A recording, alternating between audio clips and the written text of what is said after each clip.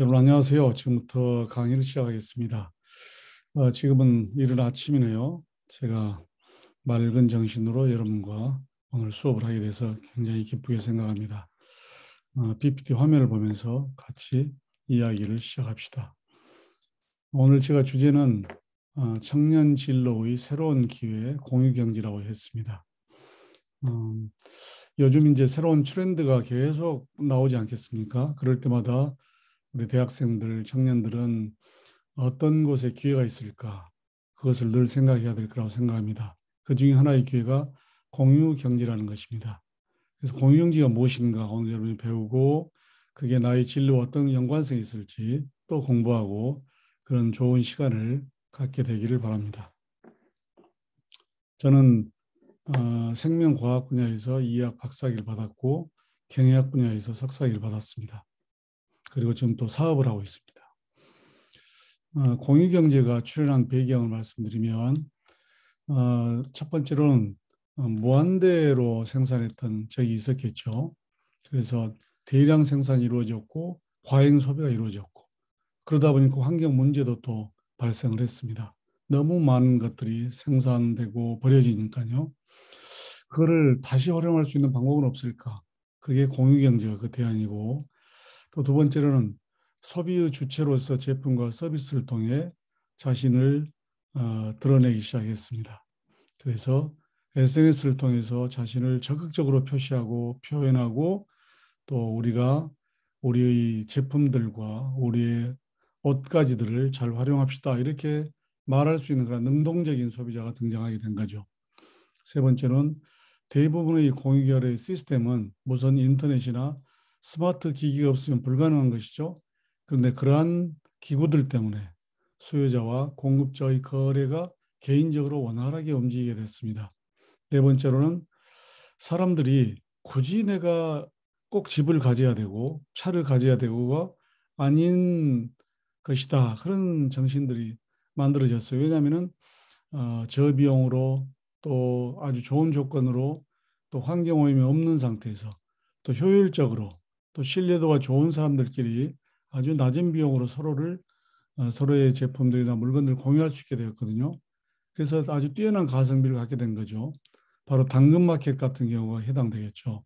그래서 그런 일들이 출현하면서 자연스럽게 공유 경제라는 하나의 영역이 만들어지고 키워지고 또 세상을 지배하는 그런 하나의 시스템이 되게 된 거죠. 최첨단 제4차 산업 공유경제로 되어 있습니다. 우리는 1차 산업혁명, 2차, 3차, 4차까지 산업혁명을 거치고 있어요. 1차 산업혁명은 철도라든지 전기기관이 발명되면서 기계에 의해서 생산을 시작했고 2차는 전기와 생산 조립 라인이 등장하면서 대량 생산을 하게 되었습니다. 3차는 반도체와 컴퓨터와 인터넷의 발달로 컴퓨터 혁명 곧 디지털 혁명이 이루어진 것이죠. 이러한 것을 기반으로 해서 4차 산업혁명이 인공지능이라든지 유비쿼터스라든지 또는 유전자 염기 서열 분석이라든지 나노기술 또는 재생 가능 기술 그런 것들이 이루어졌는데 그중에 하나의 경제 영역이 공유 경제도 제4차 산업혁명에 들어간다는 것이죠. 이러한 분류는 다보스 포럼의 창시자인 클라우스 슈밥이 그에 져서 제4차 산업혁명에서 공유경제를 4차 산업범주에 포함시키면서 세상에 알려지게 되었습니다. 공유경제에는 세 가지 분류로 나눠지는데요. 첫 번째 쉐어링이란 함께 나눈다. 그런 영어의 의미죠. 제품과 서비스를 모든 것을 다 내가 갖지 않고 자동차, 자전거, 주택, 주방, 사무실 그런 것들을 서로 같이 나눈다. 그 다음에 돈의 거래도 개인과 개인, P2P 거래라 그러는데요. 개인과 개인의 거래가 이루어진다든지 또는 요리사 또는 뭐 미용사, 건축, 법률 이런 모든 것들이 서로 공유하는 것이죠. 하다못해 반려동물을 돌보는 것까지도요. 두 번째 분류는 물물교환인데요. 내가 가진 물건과 다른 사람 물건을 서로 교환하는 거죠. 그래서 중고 매매를 교환하는 그런 것들이 공유경제 영역에 들어가게 되고 세 번째로는 지식을 공유하는 것입니다. 그래서 내가 가진 지식과 저 사람이 가진 지식을 서로 교환하게 되게 되면은 굉장히 큰 시너지 효과를 낳을 수도 있겠죠. 그러한 세 가지 방법으로 공유경제 영역을 분류하게 됩니다. 대표적인 교통 공유 기업에는 우버라는 회사가 있습니다. 우버. 우버는 트래비스가 미국 캘리포니아 대학에 다녔는데 컴퓨터 공학을 전공하는 학생이었습니다. 친구와 같이 처음으로 사업을 시작하게 된 게 바로 우버였어요. 승객들이 우버에 외부로 요청을 하죠. 그럼 우버는 운전자, 차를 가진 사람들에게 또 요청을 하죠. 그러면 이제 승객이 운전자의 차를 일정한 곳에 가서 타게 됩니다. 그러면 승객이 내는 비용의 80%는 운전자에게 가고 20%는 중개했던 우버에게 가는 구조입니다. 그래서 내가 차를 가지고 있잖아요. 근데 오늘 4시간 정도 차가 주차장에 비어 있다. 머물러 있다. 그럼 우버에다가 이제 올리게 되면 우버에서 우리가 살고 있는 광주 수안지구에 4시간 정도 승용차가 머물러 있으니까 이 차를 택시비라든지 일반 렌트비보다 더 저렴한 가격으로 쓸 수 있습니다. 그러면 사람들이 이 차를 와서 가지고 가서 쓰는 거죠. 그리고 비용을 지불하는 거죠. 그런 놀라운 일들이 시작이 된 것이에요. 그래서 모든 소비자들, 자동차를 가진 모든 사람들이 마치 택시 영업과 같은 것을 할 수 있게 된 것이 바로 교통 공유기업 우버인데 엄청난 센세이셔널 그런 효과를 누렸죠. 그래서 이 회사가 굉장히 크게 성장했다가 또는 코로나19 타격을 받았다가 또 이번 최근에는 굉장히 또 크게 성장하고 있습니다. 그래서 그러한 것들 차분히 또 이야기를 드릴게요. 최초의 숙박 공유는 또 에어비앤비라는 회사입니다. 여기는 이제 차를 빌려주는 게 아니라 이제 뭘 빌려주죠? 자동차를 빌려주는 것입니다. 자동차를.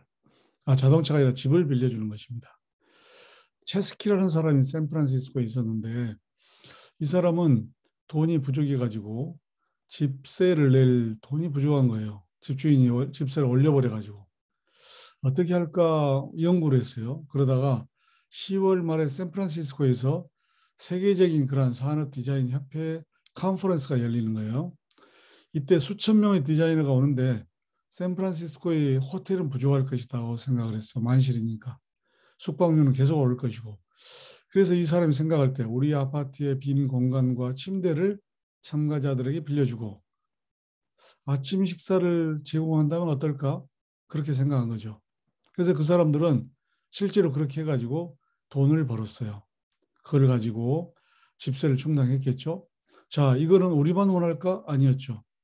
전 세계 사람들이 원하게 되었습니다. 그래서 에어비앤비란 내가 살고 있는 집에 방이 비었다든지 남는 여분의 공간을 빌려주는 거죠. 현재 게스트가 전 세계 1억 4천만 개가 되는 거고요. 이 회사의 가치는 무려 30조에 이릅니다. 너무너무 놀라운 비즈니스 아닌가요? 내 방을 빌려주고 거기에 대한 돈을 받게 하자. 이 너무너무 단순한 비즈니스 플랜이 30조 원이라는 그런 기업의 가치를 만들었고 이 아이디어를 가졌던 대학생에게 억만장자 어마어마한 부를 가져다 줬던 아이디어. 놀라운 아이디어죠. 그게 바로 숙박 공유 사업입니다. 디지털 지능 시대의 노동자와 공유경제 역할. 자, 이제 옛날에는 토지와 자본과 노동력을 가진 사람이 부자였죠. 요즘은 어떤가요? 그러지 않죠. 요즘 플랫폼을 가진 사람이 부자입니다. 이 플랫폼 속에 인공지능이라든지 다양한 가치를 집어넣어가지고 그 플랫폼 속에서 공유경제도 일종의 플랫폼이죠. 내가 집을 가졌다, 내 플랫폼. 차를 가졌다, 나의 플랫폼이죠. 아이디어를 가졌다, 나의 플랫폼이죠. 이걸 통해서 돈을 벌게 하는 새로운 디지털 노동자의 시대가 밝아왔다. 그런 이야기입니다. 자, 우리 한국에 아주 자랑스러운 기업인이 있죠. 박은영 박사라는 분이 있는데 이분은 지식을 공유한 공유기업의 사례입니다. 이 사람은 쉐어라이트라는 회사를 만들었는데 자외선을 가지고 물에 균을 죽이는 걸 개발했어요. 그래서 효과가 아주 좋았어요. 2분 안에 죽였으니까. 탄자니아를 가봤어요. 갔더니 물에 오염이 돼서 세균이 많이 있으니까 오염돼서 사람들이 너무 많이 죽는 거예요. 그래서 이 사람들이 바로 이 쉐어라이트에서 개발한 이 개발품을 갖다가 머릿속에다 집어넣었더니 감염률을 30%에서 2%로 낮추니까 많은 사람들이 병에 걸리지 않게 됐죠. 그래서 거기 주민들이 뭐라고 그랬냐면은 신이 빛의 기적을 내리셨다. 그렇게 이야기했습니다. 그래서 이 사람은 바로 이것을 재능 기부를 해가지고 인류를 구한 사람이죠. 병을 고치게 됐고 이런 것들이 바로 4차 산업혁명 중에서 공유경제 시장에 들어가는 것입니다. 영세 자영업자 중소기업 부양책으로 이제 우리나라도 공유경제를 시작하자라고 시작을 했습니다. 작년 5월 21일 날이죠. 정부는 작년이 아니 올해네요. 올해 5월 21일 날, 올해가 지금 4월이니까 작년 5월 21일 날이 되겠네요. 공유 경제를 활용해서 영세 중소기업을 부담을 경감시켜주자. 그런 정책을 국가에서 만들었습니다. 어떻게 하느냐? 시설, 장비, 기술, 정보 이런 것들을 정부에서 한 장소에서 시설을 하게 해가지고 많은 다양한 중소기업자나 소상공인들이 같이 활용하게 하자 그런 계획을 세운 거죠. 마찬가지로 자 도시의 민박업을 허용하자 에어비앤비하고 똑같은 것을 한국도 시작하라는 이야기죠. 제가 광주라는 도시에 살고 있어요.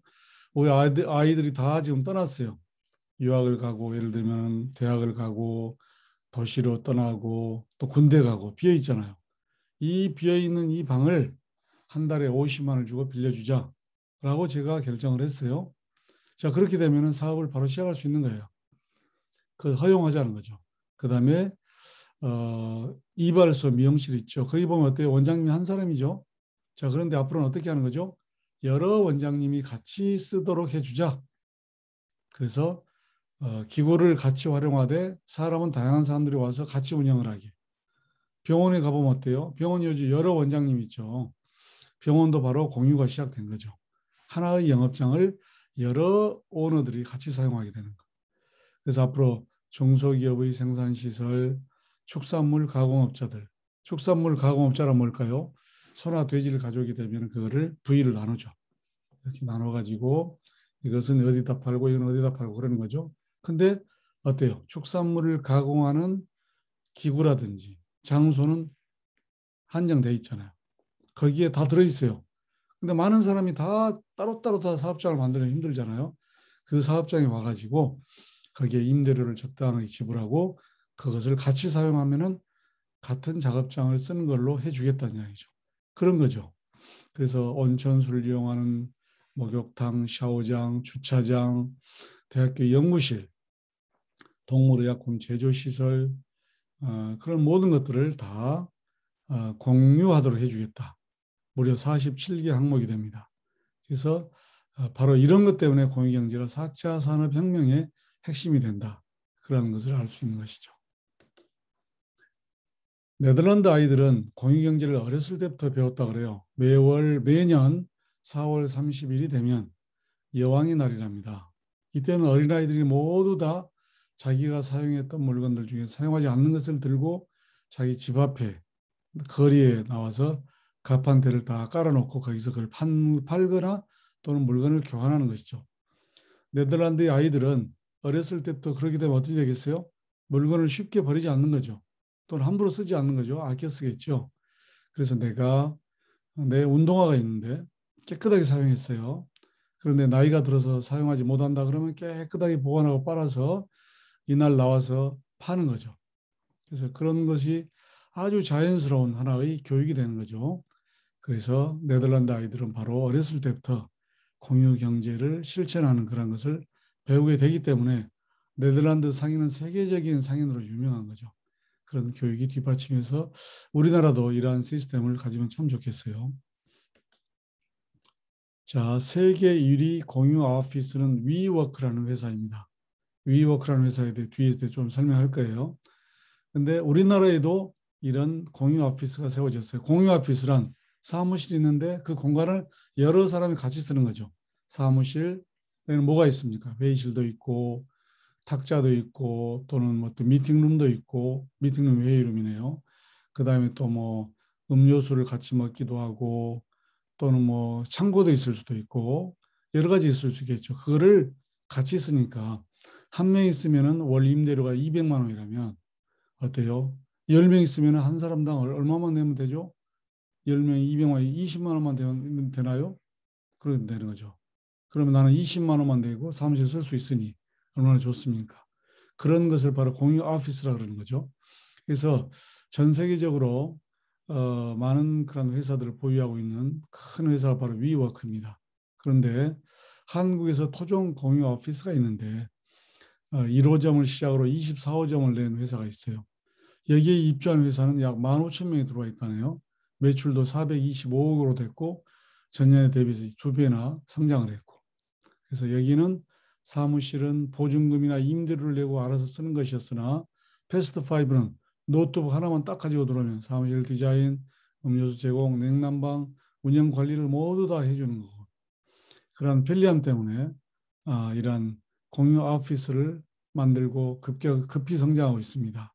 이 오피스는 5년 안에 매출 1조 원을 기록하는 목표를 가지고 있어요.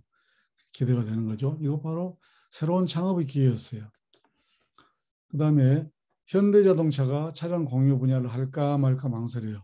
그래서 한다고 발표했다가 18년에 19년도는 좀 생각해보자고 했다가 투자한다고 했다가 2020년에는 아닌 게 아닐까 하고 있습니다. 그러나 결국은 자동차가 우버처럼 공유 경제의 분야로 들어와야 될 거라고 생각을 합니다. 코로나 시대에 굉장히 인기 있는 공유 경제 산업이 있죠. 그게 바로 공유 주방입니다. 공유 주방은 왜 인기가 있을까요? 만약에 내가 주방을 연다 그러면은 식당에서 주방을 하게 되면은 많은 요리 도구 막 필요하겠죠. 2억이 들어간다 하죠. 10명이 하면 20억이 필요한 큰 돈이 들어가는 거예요.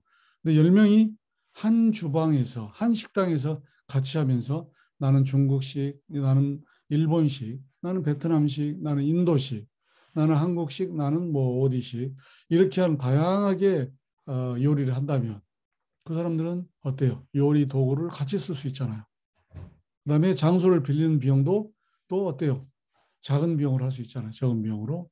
그렇기 때문에 많이 전략하니까 이익이 많아지는 거죠. 정부에서 그걸 알았어요. 그래서 허가를 해준 거죠. 지금 이게 너무너무 잘 되고 있어요. 왜냐하면 소비자들은 A라는 그 음식점에다 전화를 하게 되면은 세계 10개국의 음식이 다 만들어져요. 자, 그럼 주문만 하면 되죠. 요리하는 사람들은 공유 주방에서 요리만 하면 되는 거죠. 누가 배달합니까? 배달의 민족이라든지 그런 데 연락만 하면 와서 배달해 주잖아요. 이게 지금 어때요? 코로나 시대에 엄청난 인기를 끌고 있습니다. 그래서 공유 주방이 앞으로 쿠키나 케이크 같은 것도 만들 수 있을 거고 그것도 이제 배달이 가능하겠죠.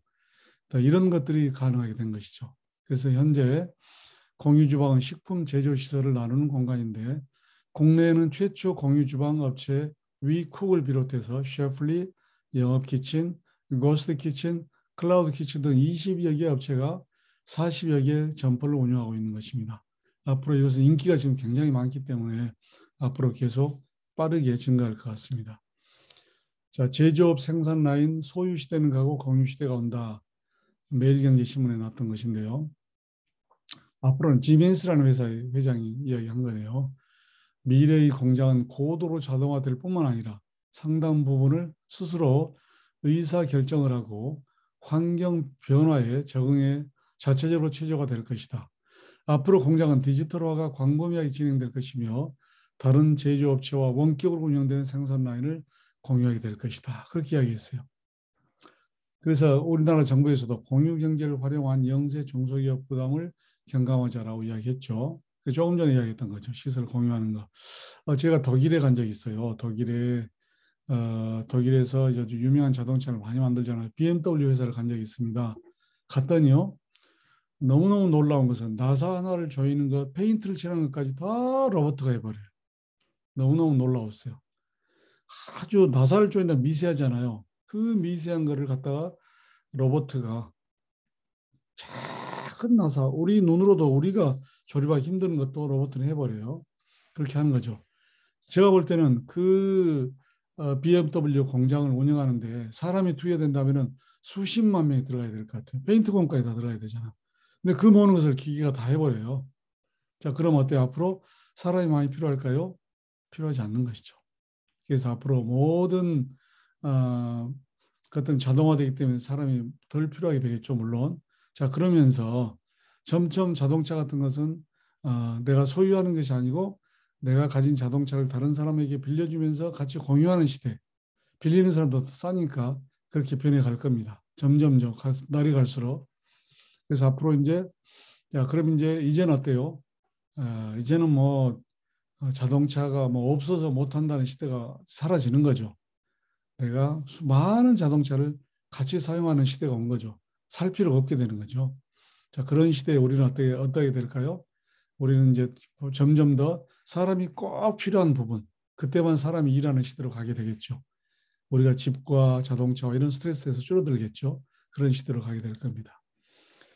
리퍼브라는 용어를 여러분이 잘 기억하시면 좋을 것 같아요. 여기에도 아주 많은 기회가 있습니다. 창업의 기회, 그 다음에 또 부가가치가 좋은 제품을 살 수 있는 기회가 되는 거죠. 리퍼브란 뭐냐면 여러분 아파트가 오픈하기 전에 보여주는 아파트 가보신 적 있었죠? 거기 가보게 되면 어때요? 진열돼 있죠. 이런 아파트를 짓습니다. 이렇게 다 돼 있잖아요. 방도 구경시켜주고 또는 구경하는 아파트가 있잖아요. 자, 그런 데 가면 소파도 있죠. 앉을 수도 있잖아요. 이 소파들은 중고일까요? 새 소파예요. TV는 중고일까요? 새 TV를 가져온 거예요. 자, 그런데 보여주는 아파트가 지나가 버렸어요. 끝났어요. 그럼 어찌 되죠? 새 것일까요? 아니죠. 이미 사용했으니까. 새 것은 새 것인데 며칠간 써버렸어요. 이걸 리퍼브라고 그래요. 리퍼브 제품이라고. 리퍼브. 그래서 이 리퍼브리시드란 말은 반품될 수 있다. 이런 제품이 또 소비자가 TV를 봤는데 반품된 것도 있잖아요. 왜? 흠이 조금 있다고 그래요. 자동차를 샀는데 문쪽이가 조금 기스가 나 있어요. 소비자들에게 그냥 타나요? 반품해 버려요. 이러게 되면 돌아오면 이것은 더 이상 이제 새 제품이 아니잖아. 이게 기존 가격의 절반 정도로 팔려 나올 수 있는 거죠. 이런 것들 다 모아가지고 파는 회사를 리퍼브 회사라고 부르는 거죠. 이 리퍼브 회사가 작년 매출이요. 무려 800억이 됐어요. 800억이. 소비자는 좋습니까? 그렇죠. 새 것하고 똑같은데 조금 기스 있는 거. 근데 어때요? 그로 인해서 나는 반 가격에 샀어요. TV를. 이런 제품들을 파는 회사가 앞으로 많이 일어날 거예요. 여러분 지역에서도 혹시 조금 기스가 있는 것을 반품하는 것을 본다 그러면 저걸 저에게 주세요. 제가 우리 가게에서 팔게요. 그렇게 팔 수도 있겠죠. 반 가격이 더 싸게 사와가지고 반 가격이라든지 한 70% 가격에 줄 수도 있겠죠. 그럼 내가 비즈니스를 할 수 있는 거죠. 그런 비즈니스가 앞으로 리퍼브 비즈니스라고 앞으로 많이 생겨날 겁니다. 앞으로 많이 생겨날 거예요. 배우 유아인 아시나요? 유아인이 있는데 이 배우 유아인이 아주 재밌는 일을 시작을 했어요. 자기가 어떤 아뜨리에라든지 이런 걸 만들어 가지고 그림을 가져오게 되면은 서로 그림을 교환하게 하기도 하고 또는 도자기가 있는 사람하고 그림을 가진 사람을 서로 교환하게 해주기도 하고 이런 재미있는 비즈니스 시작을 했어요. 그래서 거기는 창작 집단 스튜디오 콘크리트라는 것이에요. 여기에서 그런 일을 시작을 했습니다. 이것도 일종의 공유경제 영역에 들어가지 않겠습니까? 예술 작품을 어때요? 서로 공유하는 것. 때로는 어떤 사람들은 예술 작품을 빌려주는 것도 있어요.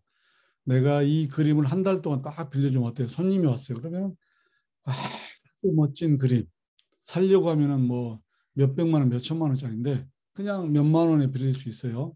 몇만 원이나 얼마에 빌려갖고 딱 전시하고 집에 보여주고 손님이 가시면 다시 돌려주고 또 좀 저렴한 그림을 빌려올 수도 있겠죠. 그런 시대가 시작이 되었습니다. 저도 좀 빌려보려고 그래요.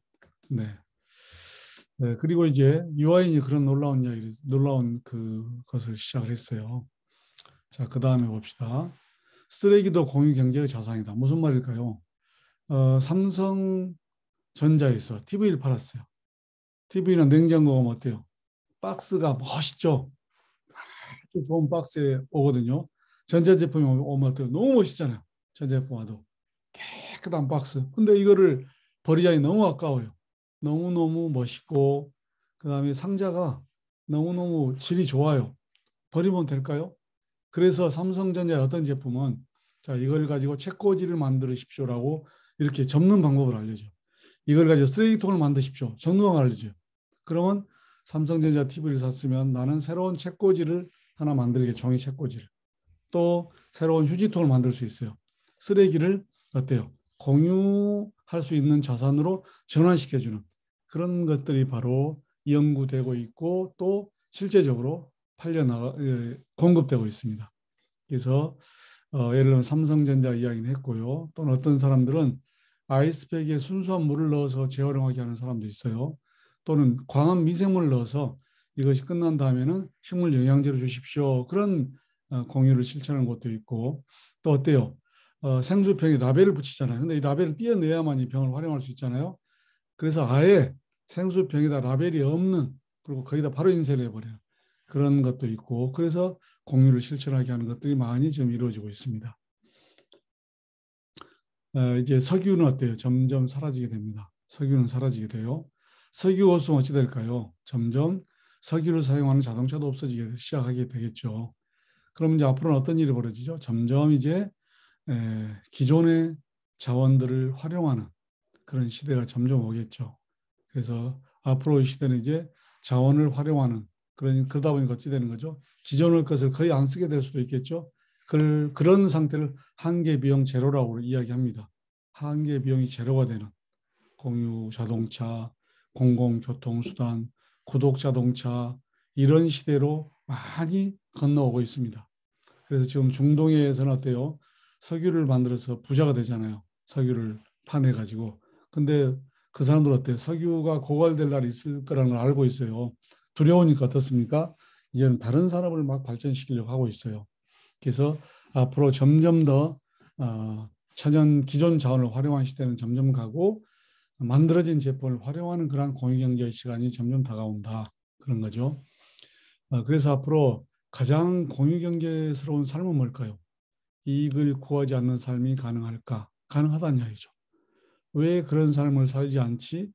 그것은 욕망 때문이라는 거죠. 욕망이란 나 혼자, 나 혼자 살고 싶은 거, 나 혼자 가지고 싶은 거 그런 것 때문이 되겠죠. 산업 문명은 인간에 대해서 끝없는 욕망을 자극했어요. 어떤 연유로든 산업 문명이 와해되고 필수 생산과 필수 소비만 가능한 세계가 온다면 이러한 욕망이 확장된 인간은 더 이상 견디기 힘들게 되겠죠. 그러나 이 시간에도 산업의 그런 그물망 바깥에서 유유자적의 소박한 삶을 사는 사람들이 있어요. 그들은 문명을 배제하고 사는 사람이 있죠. 그래서 아프리카에 어때요? 아주 없고 가난하지만 가장 행복한 사람들이 살고 있다고도 하잖아요. 그래서 앞으로 점점 가장 공유경제스러운 삶은 욕심을 버리고 있는 것들을 서로 같이 나누면서 자원을 나누고 사람을 나누고 재능을 나누고 시간을 나누고 공간을 나누면서 사는 그러한 사회가 오는 거죠. 글자 그대로 성숙한 사회가 도달하는데 그게 바로 공유경제스러운 삶이 되겠습니다. 일본에도 이제 기교워커라는 사람들이 등장을 하기 시작해요. 기교워커는 뭐냐면 비정규직이 있는 거죠. 비정규직이란 뭐죠? 정규직이 아닌 사람. 정규직은 어때요? 내가 하기 싫어도 가서 8시간 일해야 돼요. 비정규직이란 내가 원하는 일만 할 수도 있어요. 내가 원하는 일은 영상을 만들고 유튜브를 찍고 컴퓨터를 다루고 이런 일이 내가 원하는 일이에요. 그러면 영상을 만드는 회사에 가서 일을 할 수가 있어요. 2시간, 3시간.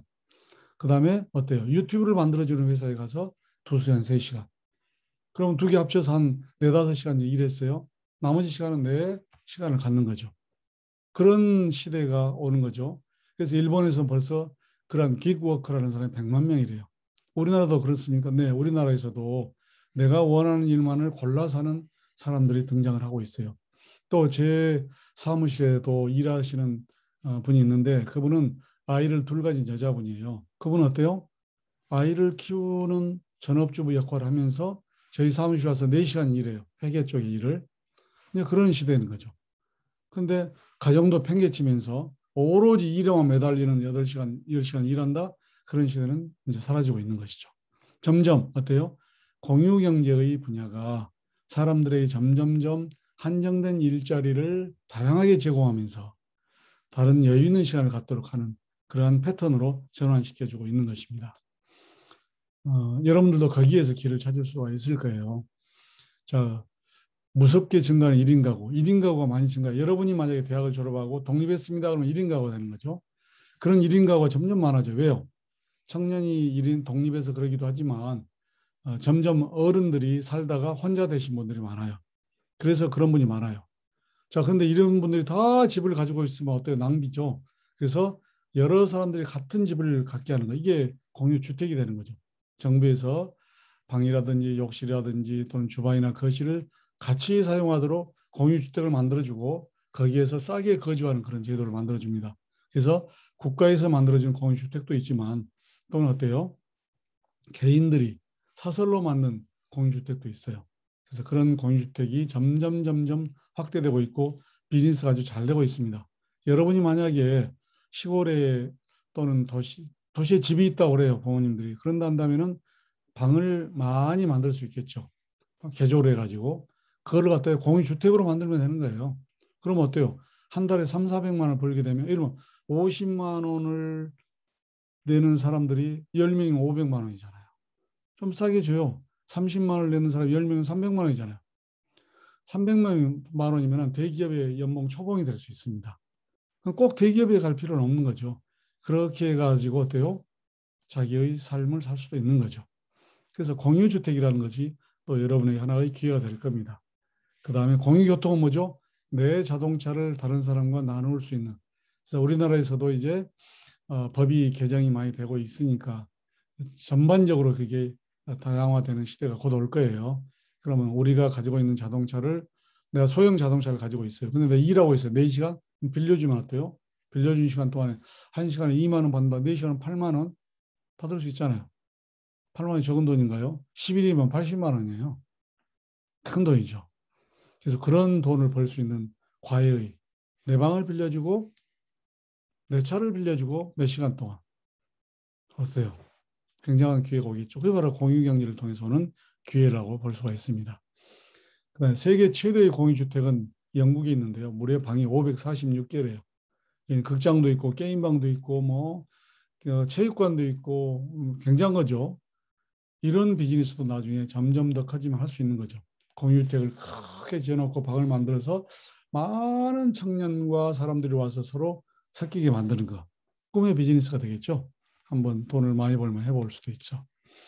세계 최고로 빨리 성장하는 시장은 어디냐면 중국입니다. 공유경제가 빠르게 성장하고 있어요. 왜냐하면 중국 정부가 얘기는 아예 공식적으로 공유경제 발전을 촉진하겠다. 공유경제 발전을 지지한다. 그래서 중국의 최고의 국회의원들이 모이는 중국 양회라 그러는데요. 거기에서 중국 총리가 말을 그렇게 했어요. 그래서 중국은 적극적으로 아주 적극적으로 공유경제를 밀고 있어요. 공유경제를. 그래서 중국도 정해진 자원을 같이 사용해라. 정해진 자동차도 같이 써라. 그 다음에 어때요? 중국이 오염이 많잖아요. 그래서 자동차가 많아질수록 점점 오염이 많으니까 그걸 줄여야 되겠죠. 줄이려고 하는 거죠. 네. 싱가포르 같은 경우는요. 자동차를 허가를 내기가 너무 힘들고 우리나라에서 한 3천만 원에 살 수 있는 자동차죠. 싱가포르 1억 원을 줘야 돼요. 우리나라에서 담배를 1,000원에 사죠. 싱가포르 가면 만 원, 10만 원 줘야 될 수도 있어요. 거의 못 사게 만들어버려요. 자동차를 못 사게 만드는 거죠. 그럼으로써 공해를 줄이는 거고. 못 사게 만들면 이제 어떻게 해요? 자동차가 필요할 때는 공유하라는 이야기죠. 빌려서 사라. 빌려서 사용해라. 그렇게 해서 환경과 공해를 보호하는 것이죠. 공유병원 아까 이야기했죠. 우리나라도 지금 많은 의사들이 함께 병원을 공유하고 있습니다. 그래서 지금 공유병원이 많이 늘어났어요. 그 다음에 위워크라는 거 아까 이야기했죠. 공유 오피스죠. 그래서 이 공유 오피스는 사무실을 서로 공유하게 하자. 그렇게 했죠. 위워크의 기업 가치가 얼마냐면 무려 22조 원이래요. 22조 원. 어마어마하죠. 22조 원. 조금 전에 제가 어때요? 방을 빌려주는 비즈니스에 대해서 이야기했었죠. 방을 빌려주고 그런 비즈니스는 30조라고 그랬잖아요. 30조. 이 공유 오피스만 해도 20조 원의 가치가 있는 엄청난. 근데 이 위워크는 옛날에 이스라엘의 키부츠라고 들어보셔서 생활 공동체 거기서 우리라는 공동체의 개념. 그것을 가지고 모태로 시작했어요. 실제로 이스라엘 사람들이 위워크를 시작을 했어요. 그 사람들이 가장 큰 거를 만들었죠. 순례객들의 TV를 보여주는데 어느 그 순례객이 가는데 유해진 씨가 그걸 리드하는 그러한 사회하는 프로그램인데 갔더니 어때요? 스페인의 어느 하숙집에 봤더니 거기에 유리 상자가 있어요.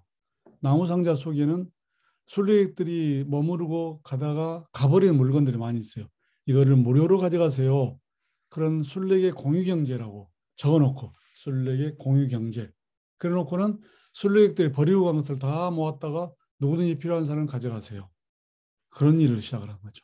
저희들도 이렇게 할 수가 있겠죠. 왜냐하면 학교에도 그러고 뭐 공연이 끝난 연극 장소, 영화관 이런 데도 물건을 놓고 가는 사람이 많이 있어요. 그러면 어때야 되죠? 그걸 찾아가게 하고 일정 기간 지나게 되면은 그렇게 할 수 있겠죠. 무료로 주는 그런 것을 딱 공공장소에 만들어 놓고 가져가게 하면 얼마나 좋겠어요. 이런 것도 일종의 공유경제의 아이템이 되겠습니다. 그래서 무료로 주는 자판기 내가 만들어요. 그것도 괜찮지 않겠어요? 그것도 하나의 비즈니스 영역이 되겠죠. 세종시는 앞으로 모두 공유 자동차로 출근한대요. 그것도 어때요? 운전사가 없는 공유 자동차가 계속 돌아다니는 거죠. 운전사가 없는 기차, 뭐 전철이 되겠고, 또는 이제 자전거 대신 공유차를 이용하십시오. 그렇게 되는 거겠죠.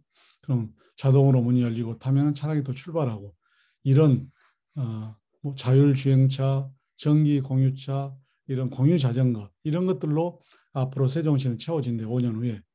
그렇게 되면 좀 멋진 일이 벌어지겠죠. 실제로 공유의 교통이 이루어지는 것이죠. 이제 전문가도 렌트 시대다. 전문가들이 많이 있죠, 세상에. 근데 내가 모르는 것들을 배워야 되잖아요. 그럼 아주 저렴한 가격에 1시간 동안 도와주십시오. 와서 탁 도와주고 가면 얼마나 좋겠어요. 내가 이걸 모르는데 얼마나 좋아요. 우리 과외를 하는데 과외비가 비싸요. 한 달에 50만 원, 100만 원 줘야 돼요. 자, 그런데 이 부분만 와서 딱 가르쳐 주세요. 그러면 딱 맞춤으로 1시간 동안에 2만 원. 그런 많은 전문가들이 세상에 있습니다. 그런 전문가들을 모아가지고 공유 전문가로 만들어 놓고 지식을 공유하는 그런 비즈니스가 지금 이루어지고 있어요. 실제로. 그래서 기경제에서 그런 일이 이루어지고 있습니다.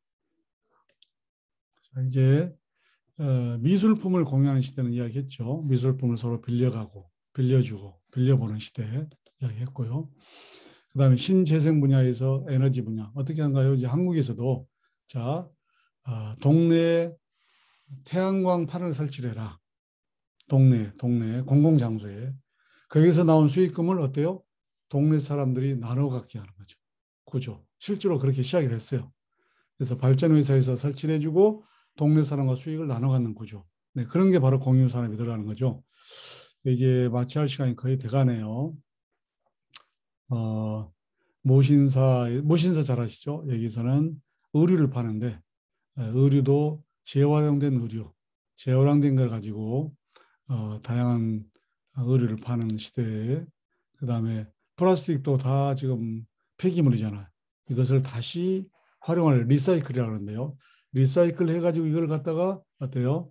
다른 옷감이나 그런 쪽으로 마스크나 뭐 이런 걸로 다시 만들어서 쓰는 거 그런 것들이 이루어질 것 같고요. 그다음에 마스크를 무료로 그렇게 가져가세요. 그렇게 시내버스에다 설치한 곳도 있대 전주에. 그런 것도 기부한 사람들로 인해서 그것도 공유정신이 되겠죠. 학원 차량도 여러 학원들이 한 차량을 같이 쓰는 거죠. 그래서 정보를 어디에 간다는 걸 실시간으로 정보를 주면 학생들 거기에 서 있으면 되니까 그런 시대가 이제 공유 시대가 다. 그래서 어때요? 너무 많죠. 농촌 빈집도 이제 공유 수박이 풀렸으니까 빈집도 일정한 돈을 받고 에어비앤비처럼 활용할 수 있고 집은 주택이 있는데 여러 사람이 지분을 가지고 있는 공유주택을 만들 수 있대요. 돈을 모아가지고 비즈니스 할 수 있습니다. 그것도. 쉐어링 하우스가 바로 그런 것이고요.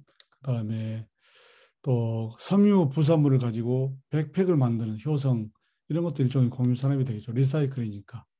그다음에 공유 제작소. 그래서 우리 안전원에는 스페이스가 있는데 전문가들이 여기 오시면은 목공을 할 수 있는 걸 가르쳐 드리고 또 여기서 또 실제로 그거를 만들기도 해드릴게요. 3D 프린팅 같은 거 가르쳐 주면서 저도 가봤는데 무료로 수강을 해요.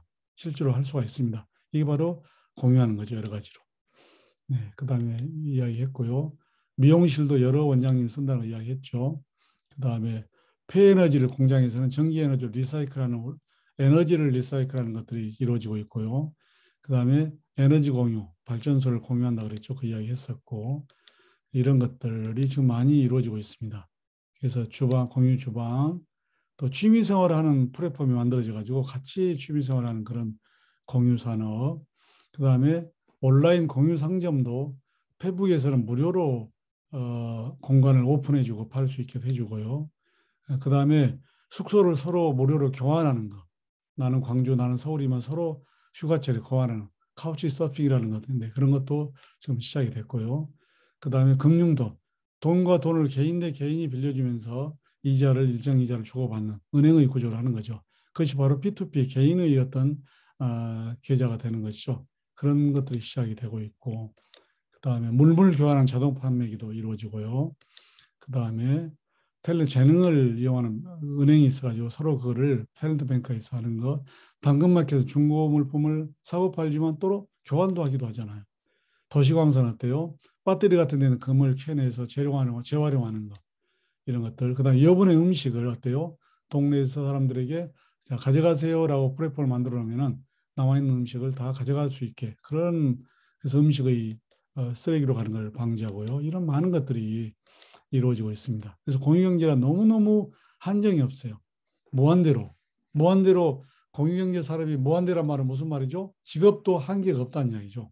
그래서 앞으로 여러분들 공유경제라는 용어를 잘 아시고 거기에 많은 연구를 하시고 거기에서 새로운 직업과 또는 창업 그런 기회를 가지시길 바랍니다. 공유경제는 4차 산업혁명의 한 축입니다. 기존 산업은 앞으로 고갈돼 가기 때문에 앞으로 재활용하는 쪽으로 갈 수밖에 없습니다. 여기에서 기회를 찾으시기 바랍니다. 위기를 기회를 가지시고 공유경제 속에서 여러분이 이 공유경제 우산 속으로 들어가서 여러분이 많은 것을 얻길 바랍니다. 감사합니다. 수고하셨습니다.